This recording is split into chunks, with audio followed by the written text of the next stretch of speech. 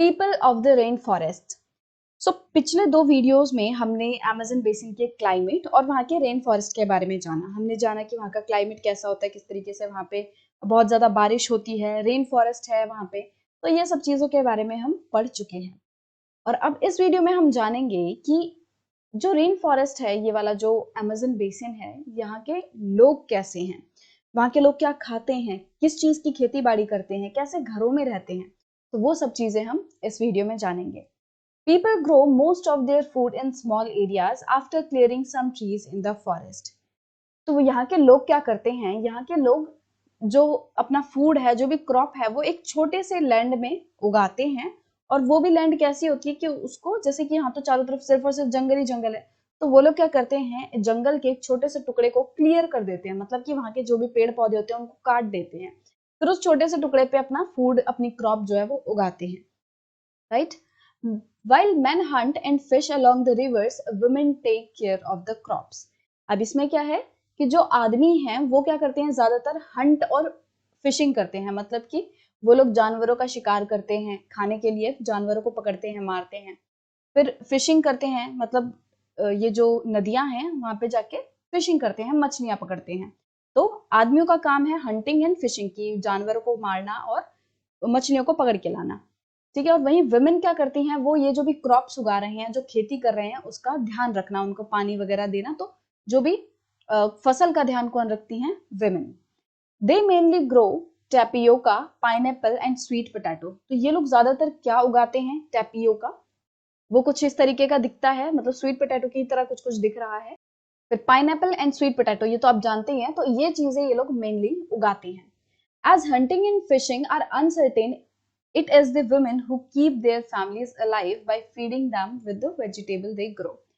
तो क्या होता है यहाँ पे, जैसे कि आदमी जो है वो हंटिंग एंड फिशिंग करते हैं, बट ये चीज सर्टेन नहीं है। मतलब हर रोज ऐसा जरूरी नहीं है कि हमें मछलियां जो है वो मिले ही मिले। हर रोज ऐसा जरूरी नहीं है कि किसी जानवर को जो मैन है वो मार के घर ला सके। हर बार ऐसा जरूरी नहीं होता, तो ये अनसर्टेन होता है। इसीलिए जो वुमेन है वो क्या करती हैं, वो फैमिलीज को, जो भी खेती बाड़ी में वो लोग जो भी उगा रहे हैं अपनी फसल, उस चीज के दम पर उनका पेट भरती हैं, ठीक है। तो हंटिंग एंड फिशिंग जो है वो अनसर्टेन है, वो ऐसा जरूरी नहीं है कि हर बार कोई ना कोई जानवर जो है वो मारा जाएगा, पकड़ा जाएगा। फिशिंग जो है हर बार अच्छी मछलियां मिलेंगी। बट वुमेन जो है वो क्या करती हैं, जो भी ये लोग वेजिटेबल ग्रो करती हैं, जो भी सब्जियां उगाती हैं, उससे अपने घर वालों का पेट भरती हैं। They practice slash and burn agriculture. तो जैसे कि आपको चैप्टर के, मतलब इस पैरा के शुरू में ही बताया कि ये लोग क्या करते हैं, people grow most of their food in small areas after clearing some trees in the forest.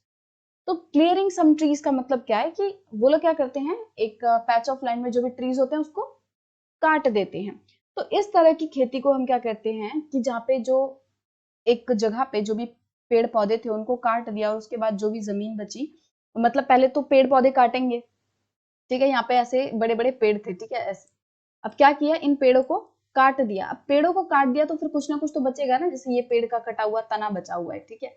तो क्या करेंगे वो लोग, इन चीजों को जला देंगे, जो भी रेजिड्यू होगा उसको जला देते हैं। अब जलाने के बाद क्या होता है कि राख बन जाती है, और राख एक बहुत ही अच्छी खाद का काम करती है। तो फिर उसके बाद क्या करते हैं, पेड़ पौधों को काटा, जो भी रेजिड्यू था, जो भी बचा कुचा था, उसको जला दिया, और उसके बाद वो राख बन गई।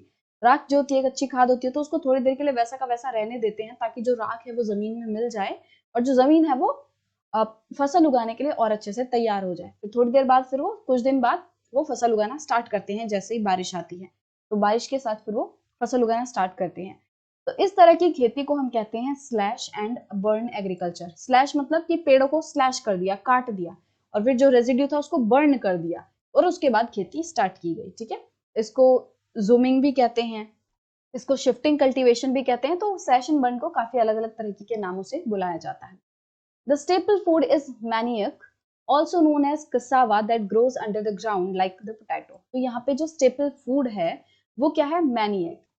तो ये है मैनियक, ये आलू की ही तरह जमीन के अंदर उगता है, और इसका पौधा दिखने में कुछ कुछ ऐसा होता है, और मैनियक को कसावा भी कहते हैं। They also eat queen ants and egg sacs. अब इसके अलावा, मतलब मैनियक के साथ साथ जो अमेज़न बेसिन के लोग हैं वो क्वीन एंड्स को भी खाते हैं। मतलब कि जो क्वीन एंड्स मतलब कि चींटियां होती हैं उन्हें भी खाते हैं, और एग सैक्स और उनके जो अंडे वगैरह हैं वो भी ये लोग खाते हैं। Cash crops like coffee, maize and cocoa are also grown.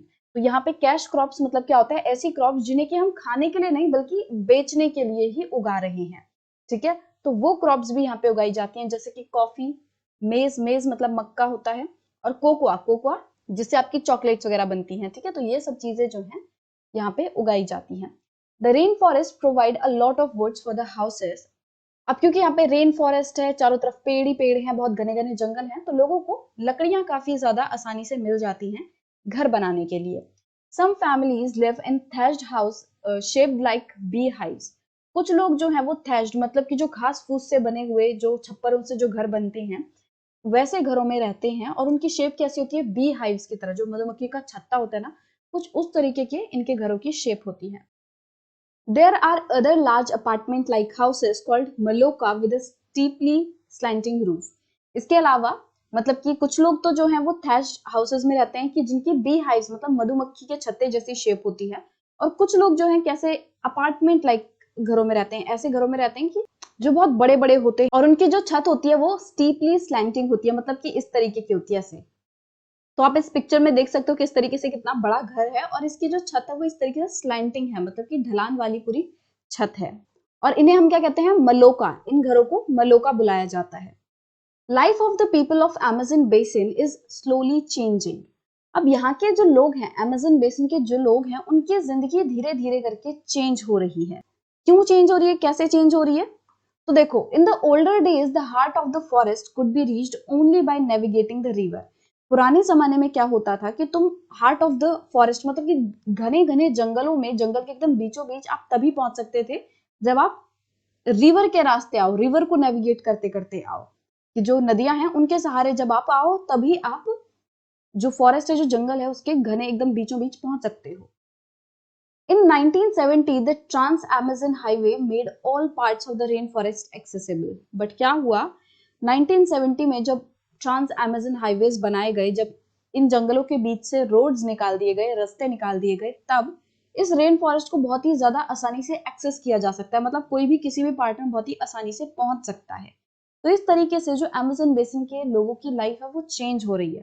पहले उनको कोई भी डिस्टर्ब करने वाला नहीं था, पहले उनके आसपास जो लोग हैं उनको डिस्टर्ब नहीं करते थे, मतलब कि जैसे शहरों से निकल निकल के लोग जो है इनके जंगलों में इनके आकर डिस्टर्ब नहीं करते थे। बट अब क्या है, उनके वहां पे रोड्स बना दिए, वहां पे गाड़ियां निकल के जा रही हैं, उनको डिस्टर्ब करती है। वहां के जो ट्राइब्स वगैरह है, वहां के जो लोकल रहने वाले लोग हैं, जंगलों में जो रहते हैं, उनको बहुत ज्यादा डिस्टर्बेंस होती है, उनकी लाइफ जो है वो बहुत ज्यादा अफेक्ट हो रही है। Aircrafts and helicopters are also used for reaching various places. और सिर्फ रोड्स ही नहीं बना दिए गए हैं, इसके अलावा जो हेलीकॉप्टर्स हैं, एयरक्राफ्ट्स हैं, उन सब का भी इस्तेमाल किया जा रहा है जंगल में अलग अलग जगह पे पहुंचने के लिए। The indigenous population was pushed out from the area and forced to settle into new areas where they continue to practice their distinctive ways of farming.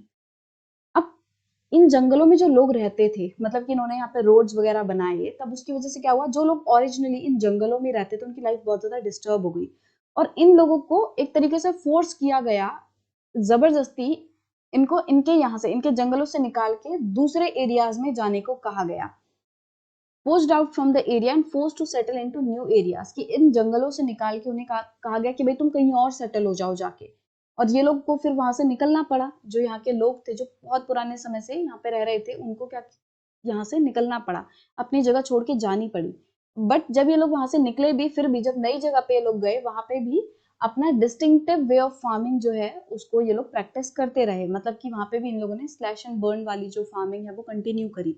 ठीक है, मतलब कि तुमने लोगों को उनकी जगह से तो हटा दिया, बट उनके उनकी प्रैक्टिसेस से, उनके ट्रेडिशन से कैसे अलग करोगे, वो तो नहीं हो सकता ना। तो इसीलिए वो लोग, उन्हें भले ही वो अपनी जगह छोड़ दी, बट नई जगह पे भी वो अपने जो ट्रेडिशंस थे, अपनी जो प्रैक्टिसेस थी, वो फॉलो कर रहे थे। The developmental activities are leading to the gradual destruction of the biologically diverse rainforest. अब यहाँ पे इतनी सारी जो डेवलपमेंटल एक्टिविटीज हो रही हैं, रोड्स बन रही हैं, डैम्स वगैरह बनते हैं, और भी तरह तरह की एक्टिविटीज हो रही हैं, उनकी वजह से क्या हो रहा है, यहाँ पे जो लोग थे रहने वाले, यहाँ के जो जानवर हैं, पशु पक्षी हैं, उन सबकी लाइफ बहुत ज्यादा अफेक्ट हो रही है। मतलब कि जो डाइवर्स रेन फॉरेस्ट है वो पूरे तरीके से खराब हो रहा है, उसे नुकसान पहुंच रहा है। It is estimated that a large area of the rainforest has been disappearing annually in the Amazon basin. और ये अनुमान लगाया जा रहा है कि मतलब कि हर साल बहुत ज्यादा अमाउंट में जो एरिया है, जो जंगल है अमेजन बेसिन के, उनको काटा जा रहा है, उन्हें क्लियर किया जा रहा है। You can see that this destruction of forest has a much wider implication. अब जैसा कि इस पिक्चर में दिखाया हुआ है, पहले जंगल मान लो इस तरीके का हुआ करता था, इतना घना हुआ करता था, पेड़ ही पेड़ है, पेड़ ही पेड़ है। बट धीरे धीरे क्या हुआ, लोगों ने इन जंगलों को क्लियर करना स्टार्ट कर दिया, काटना स्टार्ट कर दिया। तो क्या हुआ कि पेड़ों को काटा और यहाँ पे इस तरीके से खेती करने लग गए। फिर पॉपुलेशन तो बढ़ती जा रही है, फिर और जमीन खाली की और पेड़ों को काटा। तो देखते देखते क्या हुआ, सिर्फ और सिर्फ खाली बंजर जमीन रह गई और पेड़ जो है वो पूरे खत्म हो गए। तो इसमें सिर्फ ऐसा नहीं हो रहा कि सिर्फ पेड़ खत्म हो रहे हैं, इसके अलावा इन पेड़ों पे जो पशु पक्षी रहते थे, अब जो इंसेक्ट्स यहाँ पे रहते थे, जो ऑक्सीजन है वो कम हो रही है, मतलब कि कार्बन डाइऑक्साइड की मात्रा बढ़ती जा रही है। तो इन जंगलों के क्लियर होने का जो इम्प्लीकेशन है वो बहुत ही ज्यादा हानिकारक है। The top soil is washed away as the rain falls and the lush forest turns into barren landscape. अब क्या होता है, पेड़ों की जो जड़ें हैं वो जमीन को जकड़ के रखती हैं, ठीक है। उसकी वजह से क्या होता है कि अगर पानी जो आएगा वो भी जमीन को, मिट्टी को बहा के नहीं ले जाएगा, पेड़ों की वजह से। क्यों? क्योंकि पेड़ों की जड़ों ने उस मिट्टी को होल्ड करके रखा है। बट अगर पेड़ों को हम काट देंगे तो वहां पे कोई जड़ नहीं रहेगी मिट्टी को होल्ड करने के लिए। तो पहले यहाँ पे पेड़ थे, ठीक है, ये पेड़ है, और यहाँ पे इन पेड़ों की जड़ों के कारण जो मिट्टी है वो बहती नहीं थी। कि मान लो बारिश हुई, ठीक है, यहाँ पे ऐसे बारिश हुई और पानी यहाँ से बह के निकल गया, पानी बह के निकल गया, बट इसके ऊपर की जो मिट्टी थी वो नहीं गई। बट अगर ये पेड़ नहीं हो तो क्या होगा, अगर पेड़ नहीं है तो ये जड़ भी नहीं होंगी। तो क्या होगा, यहाँ के ऊपर की जो मिट्टी है वो आसानी से पानी के साथ, ही जो मिट्टी है वो आसानी से पानी के साथ बह के चली जाएगी। और जब मिट्टी नहीं रहेगी तो मतलब कि जो मेन मिट्टी है जिसमें पेड़ पौधे उगते हैं वो पूरे तरीके से क्लियर होती चली जाएगी, वो हटती चली जाएगी जमीन के ऊपर से। और जिस वजह से जो जमीनें हैं वो बैरन हो जाएंगी, बंजर हो जाएंगी। तो देख लो इंसानों की एक्टिविटीज की वजह से कहाँ पे इस तरीके से घने घने जंगल होते थे, और अब क्या है, इस तरीके से बंजर जमीनें हैं कि वहां पे कोई पेड़ पौधा ढंग से अब उग नहीं सकता। तो इसलिए हम जो भी एक्टिविटीज करते हैं उनको हमें बहुत ध्यान से करना चाहिए कि उनका क्या इम्प्लीकेशन है, ये ध्यान में रखना चाहिए। ये सिर्फ और सिर्फ उन जानवरों को, उन पशु पक्षियों का हैबिटेट खराब नहीं कर रहे हैं, बल्कि हमारे लिए भी बहुत ज्यादा नुकसानदायक है। अब डू यू नो वाले सेक्शन में इन्होंने स्लैश एंड बर्न को ही डिटेल में बताया हुआ है। स्लैश एंड बर्न मैंने आपको एकदम शुरुआत में बता दिया क्या होता है। It is a way of cultivating land where farmers clear a piece of land by slashing और cutting down the trees and bushes. ये एक तरीके की फार्मिंग है जिसमें लोग क्या करते हैं, फार्मर्स क्या करते हैं, एक जगह के जो पेड़ पौधे होते हैं उन्हें काट देते हैं। These are then burned which releases the nutrients into the soil. काटने के बाद क्या होता है, उनको जला दिया जाता है, जिसकी वजह से राख बनती है, और राख जो है सॉइल में न्यूट्रिएंट्स डाल देती है, ठीक है। Now crops are grown in this cleared field of for a few years. फिर क्या होता है कि इस जमीन में जो आपने खाली की थी उसमें क्रॉप उगाई जाती है, फसल उगाई जाती है कुछ सालों के लिए। After repeatedly using the patch of land, the soil loses its nutrients. अब क्या हो रहा है यहाँ पे, क्योंकि कुछ सालों के लिए लगातार यहाँ पे खेती की जा रही है, इस वजह से क्या होगा, सॉइल का जो न्यूट्रिएंट्स है वो खत्म हो जाएंगे, मतलब वो अच्छी फसल नहीं देगी। और जब ऐसा होता है तो फिर क्या करते हैं लोग, इस जमीन को छोड़ देते हैं, अबेंडन कर देते हैं, ठीक है, फिर दूसरी नई जमीन को ढूंढते हैं। Then they clear another plot of land to plant. फिर क्या करते हैं, वो किसी नई जमीन पे चले जाते हैं, जो पुरानी जमीन थी अब जिसमें न्यूट्रिएंट्स नहीं रहे उसको छोड़ देते हैं, और किसी नई जमीन पे जाके वो वापस से सेम प्रोसेस अपनाते हैं। फिर वो उस पीस ऑफ लैंड पे जितने भी प्लांट्स वगैरह हैं उनको काटेंगे, उनको जलाएंगे, और जलाने के बाद फिर से उसमें उगाएंगे कुछ सालों के लिए। In the mean time young trees grow in the old field. अब ये लोग तो न्यू जो एरिया था उस पर शिफ्ट हो गए, वहां पे जाके खेती करने लग गए। इतने जो पुराना वाला था जिसको अबेंडन करके आए थे वहां पे भी फिर से पेड़ पौधे जो है, प्लांट हैं, उग जाएंगे। In this way soil fertility is restored. और इस तरीके से सॉइल की जो फर्टिलिटी है वो बरकरार रहती है, वो रीस्टोर हो जाती है। कि पहले वो जमीन जो है अब वो अच्छी फसल नहीं दे रही थी, तो क्या किया फार्मर्स ने, उस जमीन को छोड़ दिया और किसी और जमीन पे जाके वो लोग उगाने लग गए। इतने जो पुरानी जमीन थी वहां पे पेड़ पौधे उगेंगे, वहां पे पेड़ पौधे उगेंगे तो फिर जो सॉइल है वो और ज्यादा फर्टाइल होगी, उसकी जो खोई हुई फर्टिलिटी थी वो वापस आने लगेगी। और फिर कुछ समय बाद जब दूसरी लैंड भी इस तरीके से कम उपजाऊ हो जाएगी, उस पर भी कुछ साल करने के बाद क्या करेंगे, वो दूसरी वाली लैंड को भी अबेंडन कर देंगे और फिर कोई और नई जगह पे जाके वो खेती करेंगे। तो इस तरीके से जो प्रोसेस है वो कंटिन्यू रहता है। सो इस वीडियो में हमने रेन फॉरेस्ट, मतलब ये जो अमेजन रेन फॉरेस्ट है, अमेजन बेसिन है, इसमें जो लोग हैं वो किस तरीके से अपना जीवन बिता रहे हैं, किस तरीके की वो क्रॉप्स उगा रहे हैं, किस तरीके से वो खाना खा रहे हैं, कैसे घरों में रह रहे हैं। तो ये सब चीज़ें देखी हमने। अब अगले वीडियो से हम life in the Ganga Brahmaputra basin जो है इसी तरीके से स्टार्ट करेंगे। जैसे हमने अमेज़न बेसिन के बारे में जाना, इसी तरीके से अब डिटेल में हम गंगा ब्रह्मपुत्र बेसिन के बारे में नेक्स्ट वीडियो से जानेंगे।